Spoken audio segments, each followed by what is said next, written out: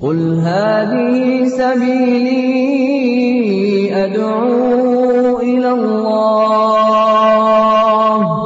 على بصيرة أنا ومن اتبعني وسبحان الله وما أنا من المشركين.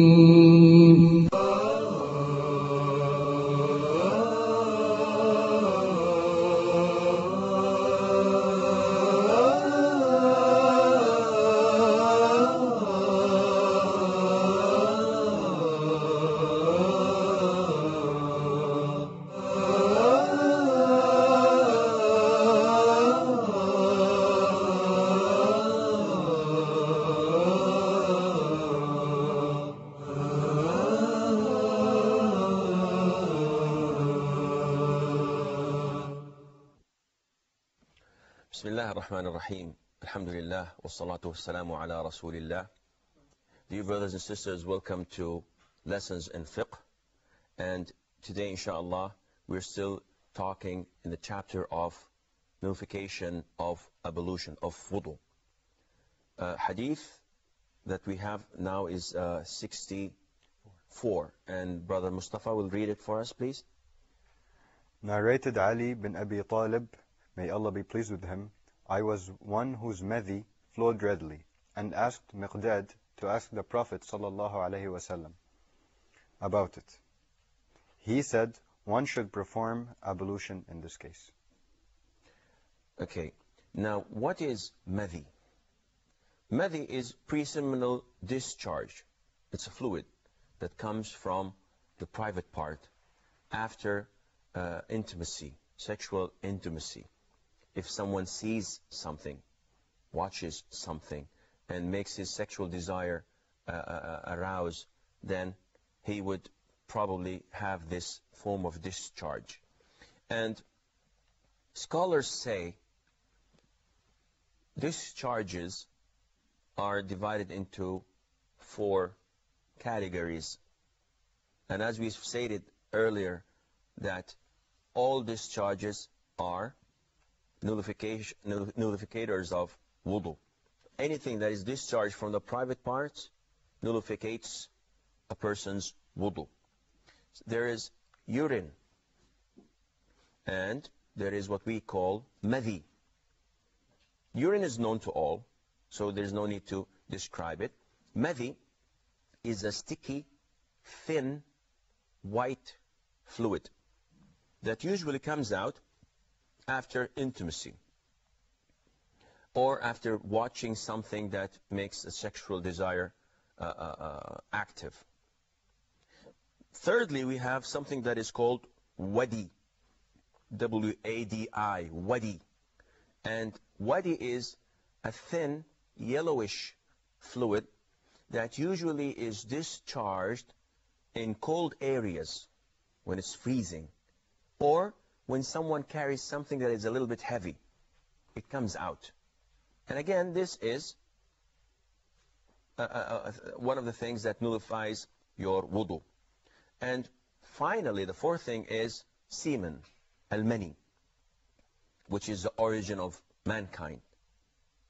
And by discharging it, a person is in the state of sexual impurity. It does not only nullify your wudu, no, it requires that you perform a total bath whenever it is discharged, whether it's discharged while sleeping or through intercourse. This hadith is narrated by Ali ibn Abi Talib, the cousin of the Prophet ﷺ, and at the same time, the son-in-law of the Prophet ﷺ. His wife was Fatima bint Muhammad, may Allah be pleased with her. And if you notice that Ali did not ask the Messenger ﷺ directly. He asked Al-Miqdad to ask the Prophet, as if it's from Al-Miqdad himself. And why was that? Because he was embarrassed. He was shy to ask the Prophet ﷺ. And by the way, a person who has this madhi, discharge, is considered to be physically strong because it's a sign of fertility, a sign of productivity. So he was, and Ali was, of course, one of the strongest men around at the time. When he died, he had 4 wives and 9 maids, 9 slaves. Ali, may Allah be pleased with him, was embarrassed to ask the Prophet ﷺ because he's the father of his wife. Had he been someone else, it would have been easier for him to ask, as he said, as he asked Al-Miqdad, may Allah be pleased with him, to convey his question, but not to report it through him. And this tells us how we should treat our in-laws.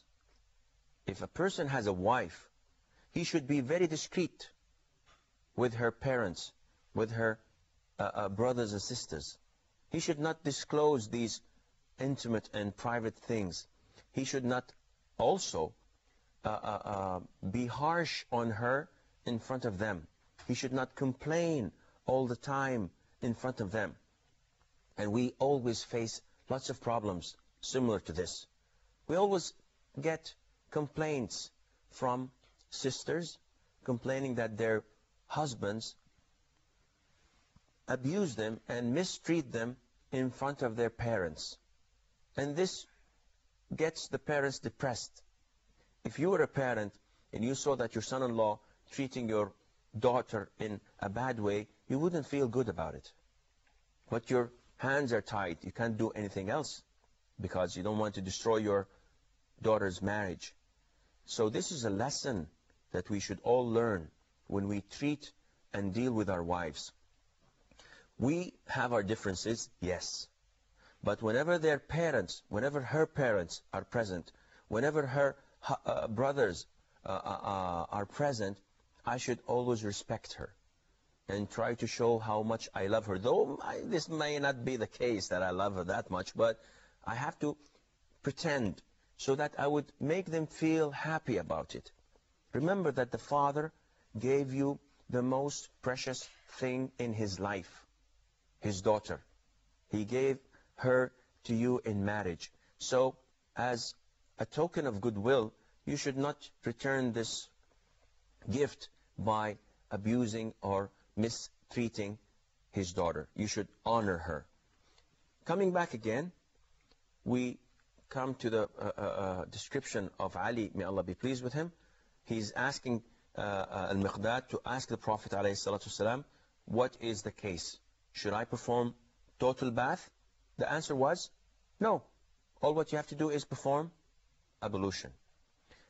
The dispute among scholars, some of the scholars say that the Prophet did not order him to wash his private parts. He did not order him to wash his underwear. But in other versions, the order was there to wash his private parts. And that is why they've differed in opinion. Some say you don't have to wash. All you have to do is perform ablution. And whatever was discharged, it's pure. The authentic verdict is, in accordance to the hadith, that the Prophet says you have to wash your private parts. And this is the natural and logical thing, that this is a discharge, and we've stated that any discharge is najis, and does nullify your wudoo, with the exception of mani. And we will come to explain this, inshallah. Mani is not najis, but we will come to explain this in following hadith, inshallah.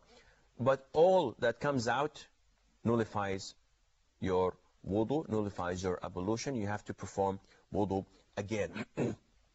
And if this madhi is in contact with any of your underwear, of your body, you have to also wash this so that you will be able to pray again. If we don't have any questions, I think we should move on to the following hadith. Narrated Aisha radiallahu anha. The Prophet sallallahu alaihi wasallam kissed one of his wives and went to pray without performing fresh ablution. Now this hadith is disputed upon. Some of the scholars say that it is not authentic, but it is inshallah authentic as authenticated by Al-Imam Al-Albani, may Allah have mercy on his soul. The al-Mu'mineen, the wife of the Prophet, tells us that the Prophet ﷺ may have kissed one of his wives and went to prayer without performing ablution. Okay, what's the reason behind bringing this hadith? It's simple. The Shafi'i school states that if you touch a woman, whether a relative, a mahram, or a non-mahram, you are automatically have nullified your wudoo. And the reason behind this is their understanding for a verse in the Quran, which says, أَوْ لَامَسْتُمُ النِّسَاء. And lamastum can mean to touch, and also can mean to have intercourse.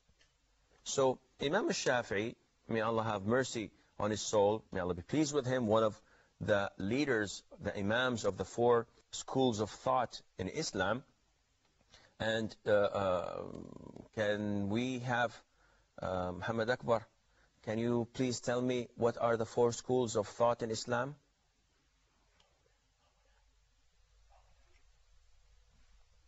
Do you know?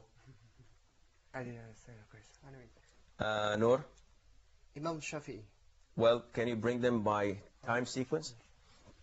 Firstly, Abu Hanifa. Abu Hanifa, Nama? Imam Malik. Al-Imam Malik ibn Anas? Al-Imam al-Shafi'i. Muhammad ibn Idris al-Shafi'i? Naam. And finally? And finally, Ahmad bin Hanbal. Ahmad ibn Muhammad ibn Hanbal. May Allah have mercy on them all. They are all the 4 schools, the major 4 schools of thought in Islam. Al-Imam al-Shafi'i said that anytime you touch a female, then your wudu is nullified, whether accidental or intentional. And this hadith states that it does not nullify your wudu. And the scholars have different opinions. Some of them say, well, it depends. If you touch a female with desire, then it nullifies your wudu. If you touch her without a desire, then it's okay. And the authentic verdict is that if you touch a female with desire, and she's a mahram to you, a wife, then this is okay and does not nullify your wudu. If you touch a stranger, a foreigner to you, a non-mahram woman, with desire, your wudu is still intact, but you have committed a major sin. This is a sin. Shaking hands, touching, this is a sin because she's not related to you. And if you touch a stranger or a non-stranger without any sexual intention, then your wudu is still intact. And when does wudu becomes nullified? If something comes out. If a discharge comes out, then this nullifies your wudu, whether it's with touching with a desire or without a desire, whether you're touching a relative to you, a mahram, or a non-mahram to you. This is the most authentic opinion of all scholars, and the hadith backs it up. You don't kiss your wife without a desire. So the Prophet kissed his wives and prayed without performing ablution. We have a short break, so stay tuned and we will be right back, inshallah.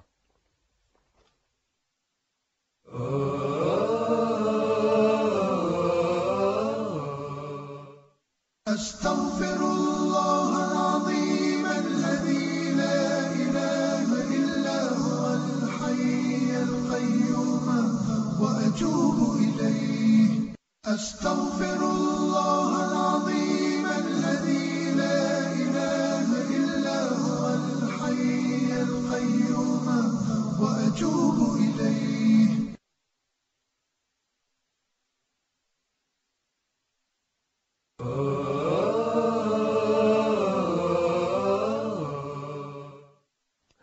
Assalamu alaikum wa rahmatullah, and welcome back.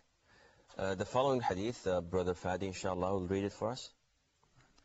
Narrated Abu Huraira, may Allah be pleased with him.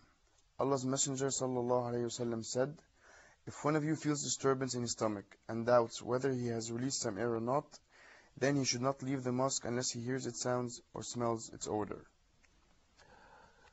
Abu Hurairah, may Allah be pleased with him, was one of the companions of the Prophet ﷺ. Does anybody know what is his real name? Hamza? Abdurrahman ibn Sakhr al-Dawsi. He is from the southern part of the Arabian Peninsula. And he was one of the companions that reverted to Islam late. So the time that he accompanied the Prophet ﷺ was approximately 3.5 years to 4 years. He reverted to Islam on the day of Khaybar, which was on the 7th year of Hijrah. Yet he is the largest narrator of hadith of the Prophet ﷺ. And he explains that you, the companions, used to go to the markets and sell and buy to, feed yourself and your families. I, on the other hand, used to accompany the Prophet ﷺ, providing that I find something to eat and drink, and that's it. I used to be with the Prophet ﷺ as long as I have something to eat and drink. I'm not looking to buy or sell or do any of these things, because I wanted to gain knowledge. And that is why he is most of all companions that narrated hadiths of the Prophet ﷺ. Now, in this hadith, the Prophet states to us indirectly that passing gas, if you pass wind, then your wudoo is nullified. Now, you are either certain or you are in doubt. If a person is certain that he has passed wind, then he should perform wudoo. This is logical. In some cases, Satan comes and whispers in one's ears that he has done something where you didn't do actually anything at all. So what's the verdict in that? It's very simple. The Prophet tells you, if you have doubt, you're not certain, whether you're praying or outside of prayer, if you have doubt that something has come out, do not consider it as a fact. Because these doubts, Satan builds on them and starts to magnify them until a person is obsessed. And this is the case with a lot of Muslims. They have obsessions regarding the impurities. And so you find someone going into the toilet to answer the call of nature and would probably stay there for half an hour. What are you doing? He said, well, I'm trying to purify myself. Purify yourself.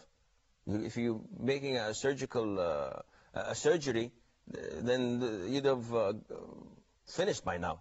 So, and you find people urinating, and still they think that, no, there is something left. Maybe there's a drop or two. So you hear them coughing, and maybe some of them jumping in the toilet and doing exercise. What are you doing? He said, well, I'm trying to purify myself. This is wrong. This is not natural. This is satanic. It's from Satan. He's coming, he's whispering, he is confusing you. He wants you to be obsessed. And once you're obsessed with this idea, then your whole life is ruined. Because you start to doubt everything you do. This is a najasa. No, it's not. Let me smell it. Let me taste it. Let me take it to the lab. Can you analyze this? All of this is un-Islamic. Islam is the religion of easiness. There's no complication in it. We make life difficult. We complicate things. It shouldn't be the way that Satan wants us to believe in. So, we have a rule in Islam. And this rule applies to everything, single thing in our lives. The rule is, certainty is not changed with doubt. Al-yaqeen la yazulu bil-shak. If you're certain of something, then this certainty is not moved or removed by doubt. Let me give you an example. I perform ablution. I come to this classroom. I know that I have performed ablution before I went out of my house. After 3 or 4 hours, it's prayer time. I think, okay, did I go to the toilet or not? Did I pass wind or not? What is certain? The thing that I'm certain of, that I have performed wudoo. I have performed ablution before I left my house. What's the doubt? The doubt, did I nullify this wudoo or not? So this doubt has to be cast away. It has to be thrown out. And only the things that are certain remain. And what is certain?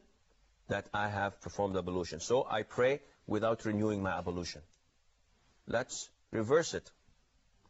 I went out of the toilet after urinating. I've answered the call of nature. I urinated. I came out. An hour later, it's prayer time. I'm certain that I've urinated. But did I perform wudhu or didn't I? This is doubt. I'm not certain. The thing that I'm certain of, that I've nullified my wudhu by urinating. Now the doubt is, did I perform wudhu or not? I have to throw out the doubt, which remains to be that I have nullified my wudhu. I have to perform wudhu again. So I think this is understood. Anybody has any question? Yes, I do. Yes, I understand. Let's begin with Fadi, please. What if someone is very, very doubtful to the extent that he's so doubtful and he's nervous that he nullifies his wudu on purpose so that he can go perform ablution again? Now, this is a very serious issue. It's really serious. Don't think of it of, well, this guy's crazy, what is he saying? He does this on purpose? No, this is true. A lot of Muslims have these obsessions. And the funny thing is, a group of men came to Ibn Abbas, may Allah be pleased with him, the cousin of the Prophet, one of the scholars of Islam. And they said, Ibn Abbas, we have a problem. He said, well, come on, shoot. They say that we met with the Jews and Christians, and they're mocking us. They're laughing at us. They say, you Muslims have obsessions and you whisper in your prayer. You have, wasawis while you're praying. You're not having 100% contemplation and concentration in prayer. While we, the Jews and Christians, don't have any problem. When we pray, we are 100% focused. So Ibn Abbas said, it's true. To their surprise, he said, that's true. So when they wanted to know why, he said, what would Satan do with a heart that is empty? Now, if there's a burglar and there's a house full of jewelry and full of nice things to steal and rob from, and there's a poor man's house that has nothing at all, and probably if he goes in, if he breaks in, he's going to put some donation for the guy. Try to buy something. I feel sorry for you. Which house would the burglar choose to steal? The wealthy house, the rich house. And this is the same case with Satan. Now, Satan wants to whisper to a believer. Which one he would go to? He would go to the Muslim, because he knows that his heart is filled with faith and iman and belief. Okay, let's change this. Let's make him obsessed with purity. Let's make him obsessed with jealousy. So you get some guys obsessed with jealousy. They're jealous for their wives. So when they leave home, they put a recorder, or they tap the phone, or they hire a private eye to monitor his wife's movements. And this is all un-Islamic. Life is not that difficult. Don't make it that difficult. So this obsession is the result of shaitan. If you follow it, it will destroy your life, because you're going to spend all of your life trying to think, am I pure? Am I not pure? And this would cause you to be mentally and physically ill, chronically that is, especially in the sense of wudu. I remember once I performed prayer in an Arab country. And I went for ablution, and there was this guy next to me rubbing his hands like as if it's, he has some sort of chemicals on it. And he's clean. And I finished wudu, and I waited watching this guy, and this guy is doing it so strongly, it wasn't natural. So I joined the congregation, and I saw the man coming next to me, joining the congregation, and in the middle of the first rak'ah, he said, Assalamu alaikum wa rahmatullahi wa barakatuh, and went again to perform wudu. And after 2 rak'ahs, he came in, and he performed salah, and he broke it. And it took him an hour to an hour and a half, because there was a lecture afterwards. And the guy kept on going to the bathroom and coming and performing wudu. And you can tell by looking at the man that he is obsessed. It is us who bring this to ourselves. Have faith in Allah Azza wa Jal. Have faith in what you're doing. You are a sane person. Don't convince yourself that I'm insane, because if you do, you will be. So what do I do with the feeling that I'm dripping? Don't. You're not dripping. Because it's a disease, it's an illness. If you have a continuous urination, dripping, this is an illness that a doctor, a physician could diagnose and give you a cure. But if you don't, then it's all in your mind. Certain things are not removed by doubt. So if you don't hear a noise when you're praying that you've passed wind, and if you hear the noise, everybody else will hear it, and you'll be in trouble. And if you don't find the odor, you don't find the bad smell, then this means that there's nothing coming out. Now again, I'm talking about the doubt. But if a person does pass wind, and he's certain of this, and the amount that came out was so negligible that there's no odor and there's no smell, should I fool myself and say, I didn't find any odor and I didn't hear any noise? No. If you're certain, then you're certain. But if we're talking about the obsession, we're talking about the doubt that comes on and on. I think this wraps it up, and this is all the time we have for today's program. Until we meet next time, fi amanillah, wassalamu alaikum wa rahmatullahi wa barakatuh.